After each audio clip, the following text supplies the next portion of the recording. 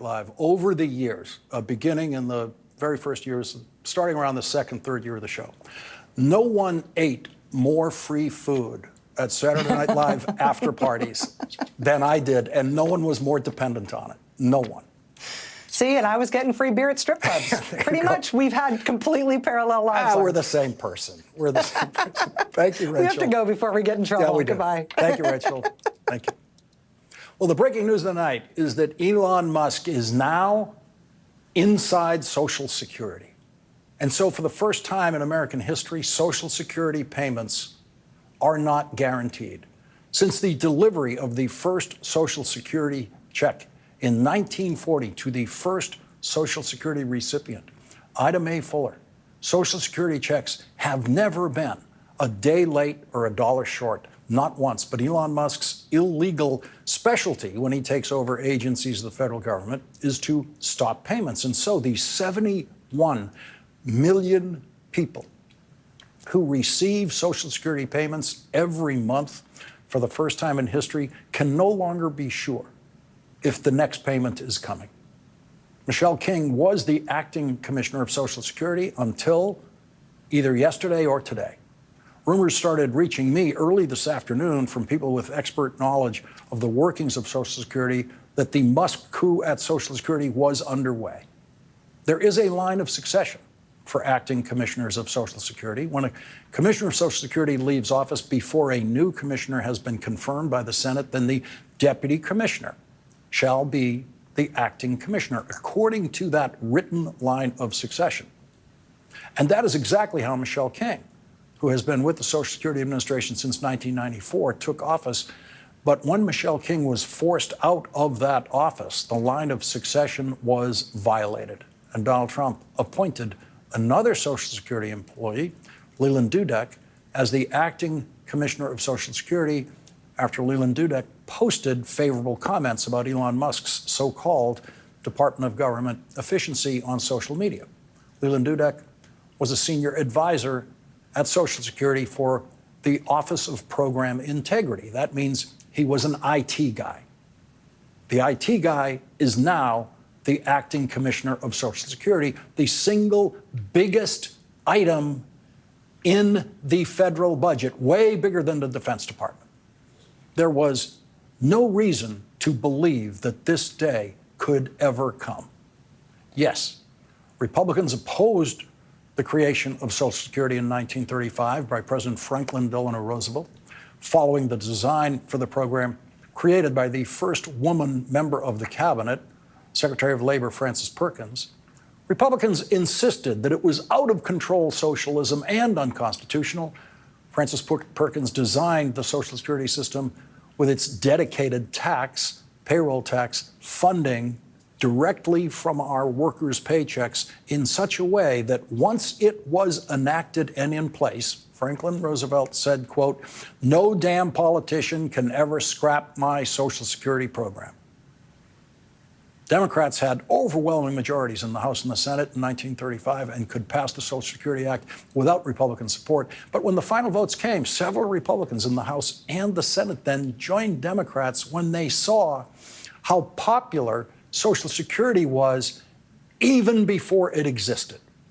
The first Republican president elected after the creation of Social Security, former General Dwight D. Eisenhower, who conquered Germany in World War II, said at the end of the second year of his presidency, 14 years after the first Social Security check was issued, in a letter to his brother, quote, "Should any political party attempt to abolish Social Security, unemployment insurance, and eliminate labor laws and farm programs, you would not hear of that party again in our political history."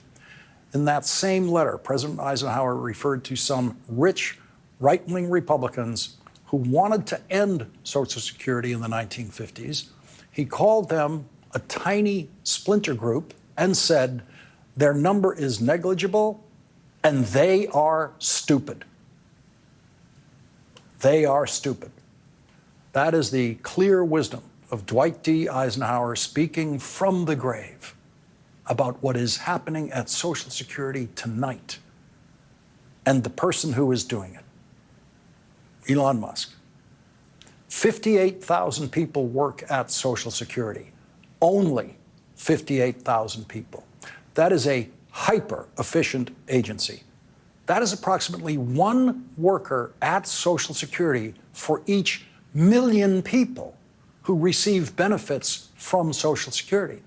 That means that those 58,000 people are also processing and crediting the tax payments of 170 million workers every week in this country. There is no entity in the history of private enterprise that is as efficient as the Social Security Administration with its 58,000 employees.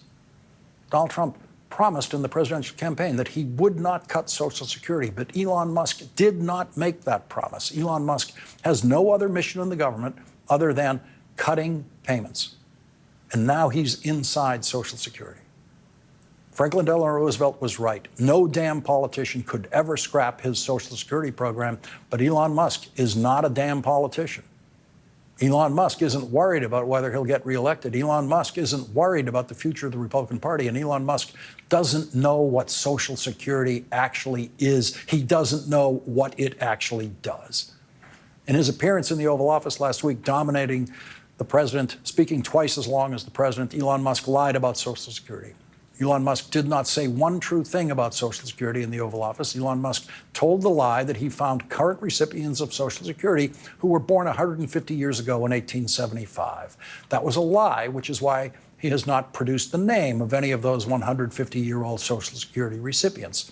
Later, Social Security experts explained that the date, 1875, was used in the original computer software at Social Security as a placeholder for missing birth dates. That year was deliberately picked at the time for a variety of reasons, including that obviously no payments would be approved with the year 1875 identifying a Social Security file. Elon Musk has not said another word about the 150-year-olds because that's the way he conducts his raids on public information and public truth. He tells his lie, it gets proven to be a lie, and then he never mentions it again.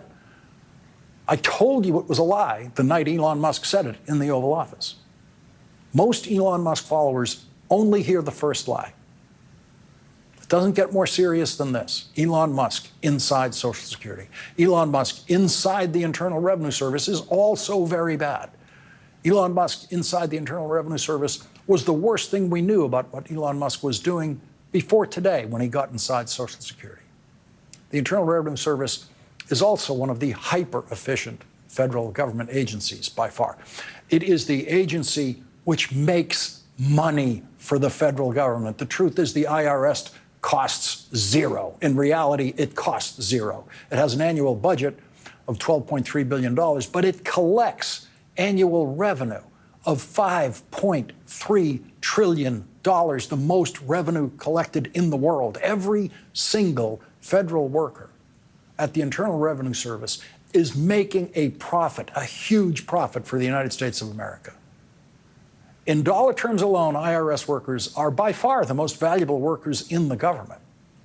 But the fewer people who work at the IRS, the harder it is to enforce tax law. And so Elon Musk, who already has a lower income tax rate than your average doctor, wants to make sure that the Internal Revenue Service cannot possibly audit tax returns as complex as his and other billionaires. He will try to fire tens of thousands of people at the Internal Revenue Service, especially IRS agents involved in the most sophisticated and complex tax returns, like Elon Musk's. Leading off our discussion tonight is Democratic Senator Amy Klobuchar of Minnesota. She's a member of the Senate Judiciary Committee, Rules Committee, and the Commerce Committee. And Senator Klobuchar, another element of the breaking news at this hour is the White House saying in a court filing now that Elon Musk has nothing to do with the Department of Government Efficiency. In writing to a judge, the White House is saying